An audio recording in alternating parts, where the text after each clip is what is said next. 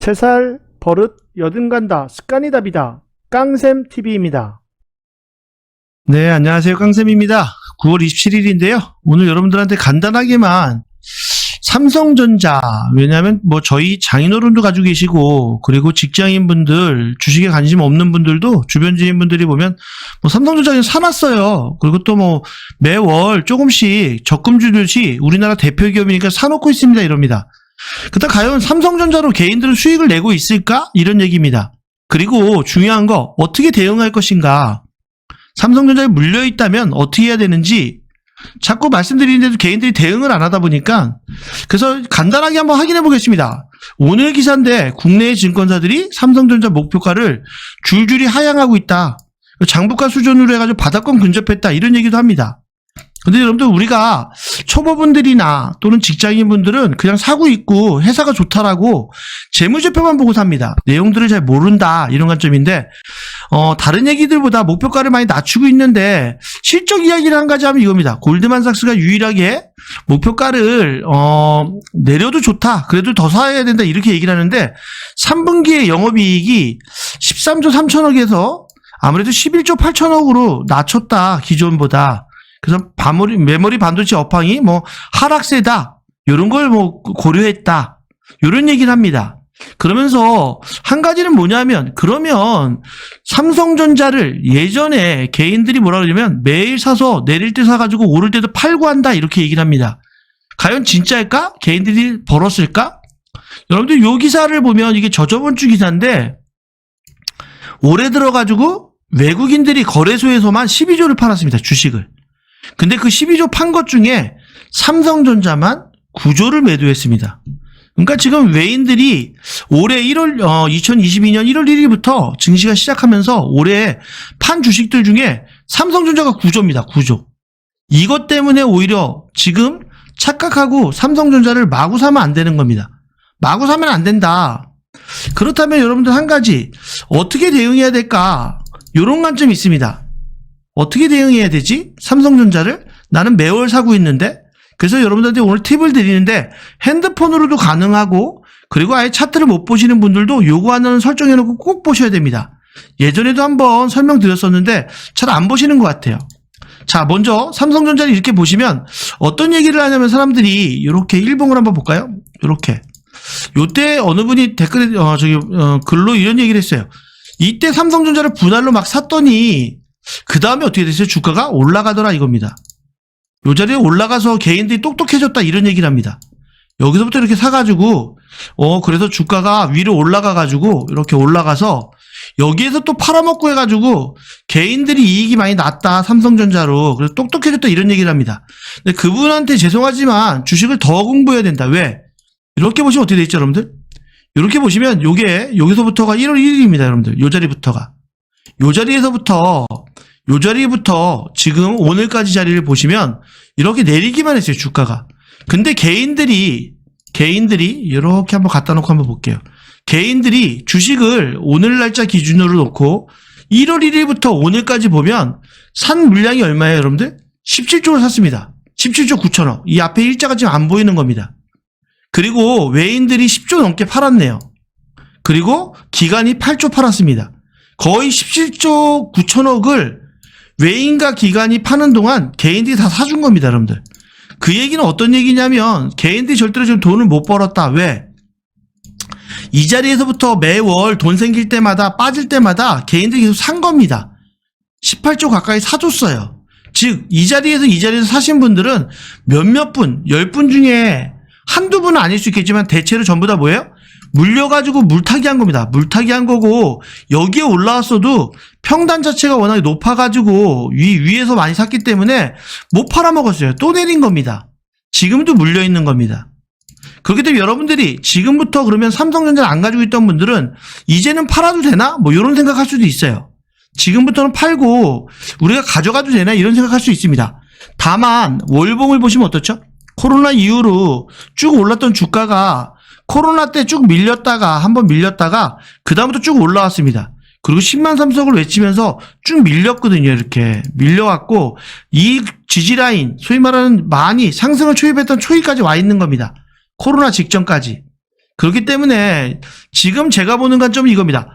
운이 좋으면 오히려 한 7만 원까지 해가지고 이 자리에서 계속 박스를 만들 거다. 삼성전자는 만들어서 누구? 소위 말하는 여기서부터 여기까지입니다. 올해만 봐도 18조 1월 1일부터 샀던 18조의 물량들이 시석될 때까지 조정을 받을 거다. 그래서 왔다리 갔다리 하면서 지치게 해가지고 올릴 겁니다. 그러면서 외인가 기관들이 물량을 받지 절대로 본인들이 올해 기준으로만 얘기하는 겁니다. 여러분들 쉽게 요 1월 1일부터 8만 원대부터 팔았던 물량들을 개인들이 다 가지고 있는데 굳이 사주지 않습니다. 그들의 물량을 손절을 받고 나서 올리겠죠. 그래서 신용 물량 얘기도 하고 지수가 한 번 더 휩소로 빠지면서 물량을 받고 나면 갈 겁니다. 그래서 개인들의 물량이 나와야 됩니다.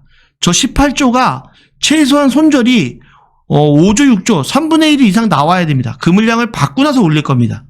그렇기 때문에 여러분들 그러면 지금부터 대응을 어떻게 할까요? 매월 말일날 뭐 월급을 받아서 사시는 분들 뭐 한 주, 두 주, 5주 사시는 분들은 그대로 가시되 다만 기억해야 되는 건 하나입니다, 여러분들. 여러분들한테 한 가지 드리는 거는 어떤 대응을 할 거냐? 이렇게 3분의 1입니다. 3분의 1. 3분의 1 대응할 거다. 그래서 예전에 파도타기라고 해서 먼저 드렸던 강의입니다, 여러분들. 3분의 1 대응을 하셔야 됩니다. 어떤 얘기냐? 본인이 만약에 주식을 본인이 현재 계산하기 좋게 90주를 보유하고 있다고 할게요. 보유하고 있다. 그렇다면 조금 번거롭더라도 요건 꼭 한 번씩 내가 사업을 하듯이 내 주식을 관리하는 거니까 꼭 신경 쓰셔야 됩니다. 그래서 요 90주를 보유하고 있다는 예시로 들어서 한번 설명을 드려보면 어떤 관점이 돼야 되냐? 요렇게 일봉상도 아니고 분봉상.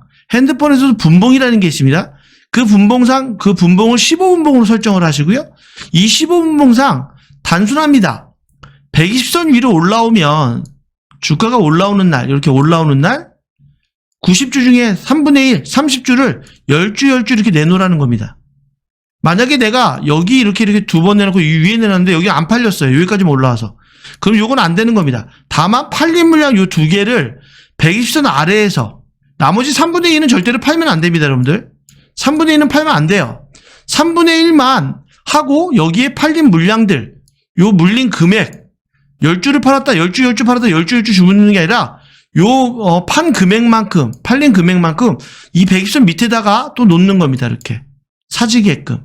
그래서 주식수가 늘어나게 해야 됩니다, 여러분들. 주식수가 늘어나게. 그 얘기는 뭐냐? 오늘 주가가 조금 방어가 되면서 요 120선 위에 올라오려고 합니다. 이 얘기는 뭐냐? 내일이고 모레고 주가가 올라가면 내가 가지고 있는 주식의 3분의 1을 한 방에 파는 게 아니라 분할로, 그 3분의 1도 분할로 해서 미리 예약금을 쭉 넣어놓으세요, 위에다가. 그리고 팔리는 금액만큼 이 밑으로 다시 내려가게 되면 또 마찬가지로 주문을 넣어가지고 체결하는 겁니다. 이 관점이 돼야 됩니다, 여러분들. 이 관점이. 그 얘기는 예시를 들면 이 자리에서 내가 쭉 분할로 여기서도 사고 여기서 사고 여기서 샀다.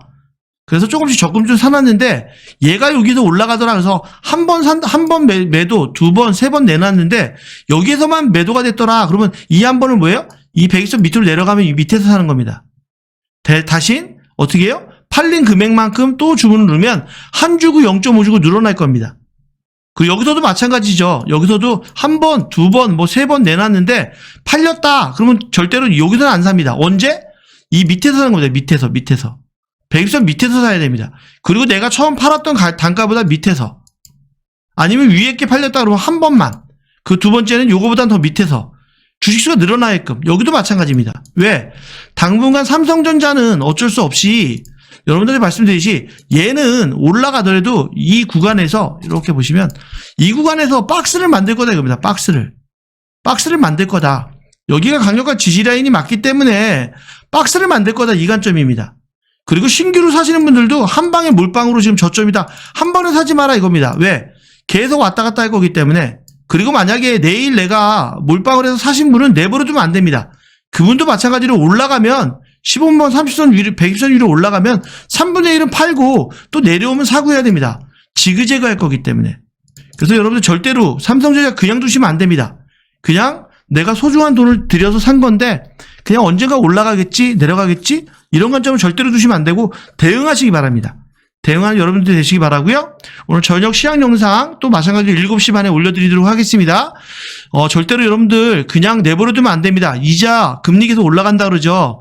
근데 나는 은행에다 이자 내면서 이자 한 푼 못 받으면서 주식에다 내 소중한 돈을 그냥 무일푼으로 이자도 못 받으면서 내버려두는 건 바보짓입니다.